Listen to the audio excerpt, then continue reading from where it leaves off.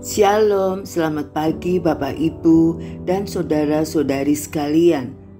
Hari ini hari yang luar biasa karena Tuhan selalu menyertai kita dan kasih setianya yang tidak pernah habis dalam hidup kita.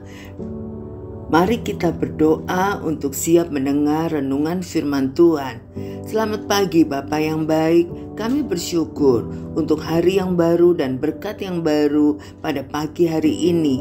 Terima kasih untuk anugerah-Mu. Siapkan hati kami menjadi tanah yang subur, siap ditabur benih firman Tuhan, sehingga firman-Mu berakar dengan kuat dalam pikiran dan hati kami. Kami menjadi pelaku firman-Mu yang menyenangkan hati-Mu. Dalam nama Yesus kami berdoa. Amin. Tema kita pagi hari ini, status seorang anak, diambil dari Lukas 15 ayat 24 sampai 29. Sebab anakku ini telah mati dan menjadi hidup kembali. Ia telah hilang dan didapati kembali, maka mulailah mereka bersukaria. Tetapi anaknya yang sulung berada di ladang, dan ketika ia pulang dan dekat ke rumah, ia mendengar bunyi seruling dan nyanyian tari-tarian. Lalu ia memanggil salah seorang hamba dan bertanya kepadanya, "Apa artinya semua itu?" Jawab hamba itu, "Adikmu telah kembali dan ayahmu telah menyembelih anak lembu tambun karena ia mendapatinya kembali dengan sehat." Maka marahlah anak sulung itu dan ia tidak mau masuk. Lalu ayahnya keluar dan berbicara kepada dia.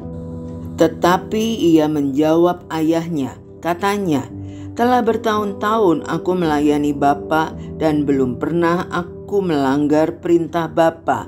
Tetapi kepadaku belum pernah Bapa memberikan seekor anak kambing untuk bersukacita dengan sahabat-sahabatku."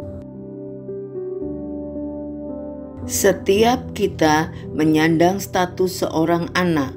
Bahkan setelah kita menikah dan menjadi tua, kita tetaplah anak dari orang tua kita. Pertanyaannya, sebagai seorang anak, mengertikah kita akan posisi kita di hadapan Bapa? Perikop hari ini tentang perumpamaan anak yang hilang menggambarkan dua orang anak yang keliru memposisikan dirinya. Si bungsu memposisikan diri sebagai salah seorang pewaris harta kekayaan ayahnya. Pada hari ia meminta haknya, ia menganggap kalau statusnya sebagai anak sudah berakhir. Karena itu, setelah ia menghabiskan harta bagiannya, ia tidak lagi menganggap dirinya sebagai anak bapaknya. Berbeda dengan adiknya, si sulung memosisikan dirinya sebagai hamba ayahnya. Setiap hari ia berfokus kepada upah, karena itulah ketika ia menganggap dirinya sudah bekerja keras dan lalu tidak mendapat upah, ia menjadi kecewa dan marah. Bagaimana dengan Bapa? Rupanya fokus Bapa tertuju kepada pribadi anak-anaknya. Bapak rindu anak-anaknya ada bersama-sama dengannya. Ketika si bungsu pergi, setiap hari Bapak menantikannya pulang kembali. Dan ketika anak itu kembali, walaupun ia masih jauh, Bapak telah melihatnya. Banyak orang belum memposisikan diri dengan benar sebagai anak-anak Allah. Seperti si bungsu, mereka fokus pada berkat, atau seperti si sulung, mereka mengharapkan upah pelayanan. Jika kita pun berpikir demikian, mari mencoba memahami kerinduan hati Bapa. Dibanding berkat ataupun upah, kasih Bapa sungguh tak terkira.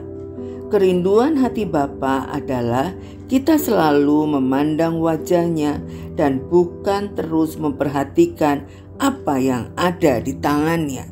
Mari kita berdoa. Terima kasih Tuhan Yesus untuk kebenaran firman-Mu yang menegur dan mengingatkan kami. Anugerah-Mu sudah mengangkat kami sebagai anak-anak Allah. Kami bersyukur untuk anugerah-Mu ini, dan biarlah kami terus belajar memposisikan diri sebagai anak Allah yang fokus mau dekat dengan-Mu, merasakan kasih-Mu, dan kami mau Tuhan menyenangkan hati-Mu. Ampuni kami bila kami sering mengharapkan upah atau bahkan hanya berkat, tetapi tidak menghargai kebersamaan dekat dengan-Mu saja. Biarlah di tahun 2024 ini kami mau terus melekat kepadamu, berada di hadirat-Mu, dan berhubungan intim dengan-Mu, karena Engkau Bapa yang penuh kasih.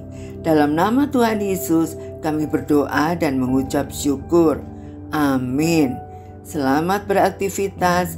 Tuhan Yesus memberkati.